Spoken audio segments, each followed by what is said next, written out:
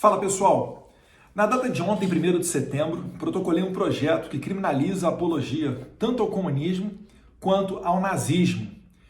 Essa é uma lei de inspiração na lei ucraniana e a data de 1º de setembro foi escolhida por mim porque ela marca a invasão nazista sobre a Polônia no ano de 1939.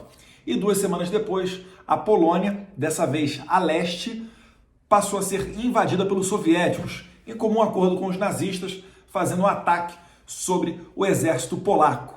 Vale retroagir um pouco no tempo para lembrar que a Polônia foi uma pedra no sapato dos soviéticos, mais especificamente dos revolucionários bolcheviques, porque no ano de 1920 ocorreu o milagre de Vístula. Vístula é um rio da Polônia, local que marcou uma reviravolta na marcha que os soviéticos estavam fazendo para, por cima da Polônia, ali implementar o comunismo e depois seguir em direção à Alemanha, onde se juntariam com os simpáticos ao regime bolchevique da Alemanha para tentar implementar ali o comunismo também.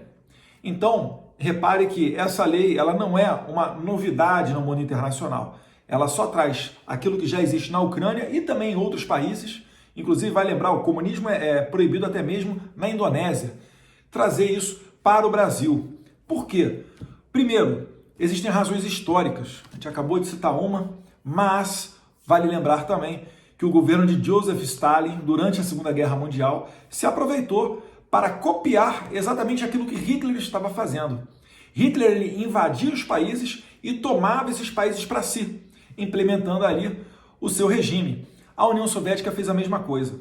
Quando a União Soviética estava retomando os seus estados confederados, que foram invadidos pelos alemães, eles chegaram perto da Polônia e esperaram para atacar os nazistas, porque naquele momento os nazistas estavam esmagando a resistência polonesa. The Red Army now paused and dug in along the river Vistula, south of Warsaw. Stalin was in no hurry to bring the war to an end. With Europe in turmoil, conditions were ideal for the spread of communism. The first victims of Stalin's political calculations were the Poles. On August 1st, 1944, the Polish Home Army rose up in Warsaw against its Nazi occupiers. But it desperately needed help. The Red Army, camped just to the south, was perfectly placed to provide it. But Stalin regarded the Polish Home Army as close to the Polish government in exile in London and hostile to communism. So he turned a blind eye to the plight of the Polish fighters. They were crushed with terrible brutality. The Germans wouldn't finally be pushed out of Poland until the Russian army drove them out in January 1945. Então, depois que os nazistas massacraram as últimas resistências polonesas, é que os soviéticos entraram na batalha e expulsaram os nazistas da Polônia. E se eles seguissem adiante, não estavam muito longe de Berlim. Era só seguir em linha reta rumo ao oeste. Mas o que Stalin fez? Ele parou e mandou as suas tropas do Exército Vermelho irem ao sul, em direção da Bulgária, da Iugoslávia, da Albânia, da República Tcheca, da Hungria. It was the start of a Soviet master plan that would eventually see communist governments across most of Eastern Europe. Stalin, meanwhile, was already sizing up other territory in Eastern Europe. He could have moved directly west towards Germany. Instead, units of the Red Army moved south in a vast thrust down through the Balkans. End of 1944, most of Eastern Europe lay in Stalin's grasp. His troops controlled the Baltic states and Poland, Romania and Bulgaria. Pro-Soviet forces ruled in Yugoslavia and Albania. Hungary and Czechoslovakia were in his sights. Stalin had successfully laid the foundations for the future Soviet bloc. E ele conquistou vários desses países e implementou ali o sistema comunista, a exemplo do que Hitler fazia, só que Hitler implementava o sistema nazista. Então repare que são duas ideologias que não são antagônicas, até porque o partido de Hitler era o nacional-socialista, o que diferenciava um pouco, óbvio, do regime soviético. Mas, em suma, não são tão diferentes entre si, a começar na sua maneira genocida de governar.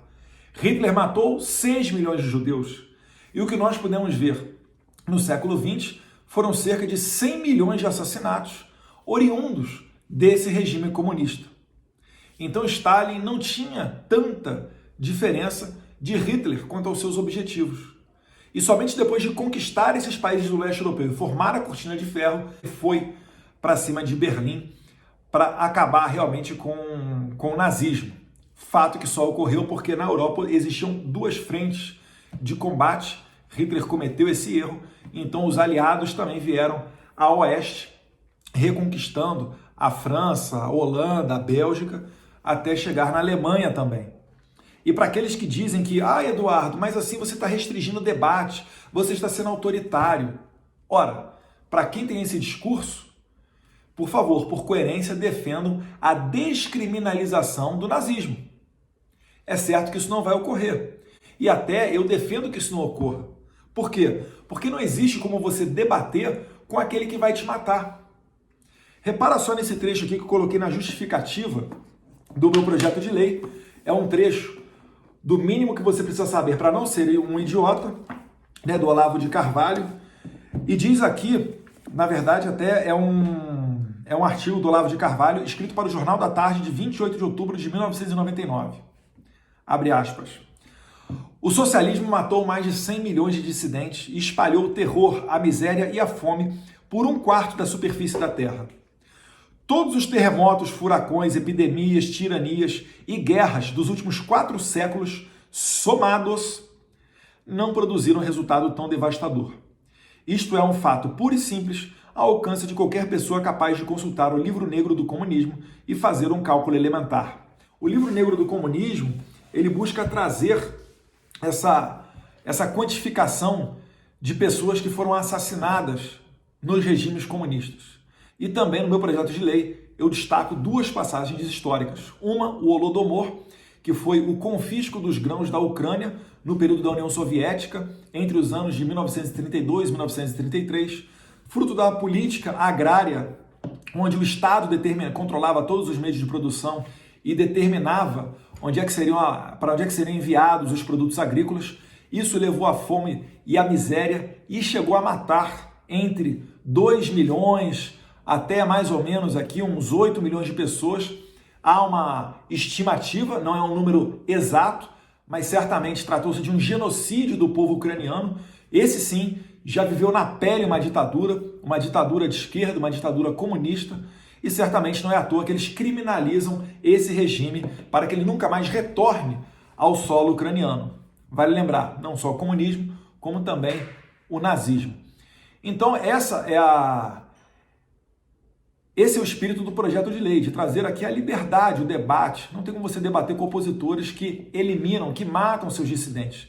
Não adianta você falar, o socialismo democrático. O socialismo ele sempre está mudando o seu nome. Alguns falam, somos revolucionários, somos progressistas, somos bolivarianos, somos marxistas, mas no final da conta é tudo igual. Por quê? Porque eles pregam a igualdade. E para você fazer a igualdade, eles não têm como gerar riqueza nas classes mais humildes a fim de equipará-la às classes que levam a vida mais confortável. Então o que eles só podem fazer é o contrário. Eles demonizam o capitalismo, falam em burguesia e pegam a riqueza dessa classe e distribuem aos mais humildes. Quer dizer, pelo menos eles dizem isso, transformando então todos iguais, mas todos iguais na miséria. A única exceção são as pessoas do partido. Esses sim vivem muito bem. Dou exemplo aqui mais próximo de nós, da Venezuela, Nicolás Maduro. Cerca de 15% da população venezuelana, mais de 4 a 5 milhões de pessoas já deixaram o país por causa da perseguição política, por causa do alto número de homicídios, por causa da miséria e da fome. Mas se você olhar para o Maduro, ele está muito gordinho, muito bem, obrigado. El presidente venezolano Nicolás Maduro derrocha serenidad y buen humor en plena crisis económica y política en su país. Frente a las críticas de sus adversarios, impulsa una nueva estrategia de comunicación que incluye bailar salsa en su programa de televisión En Contacto con Maduro.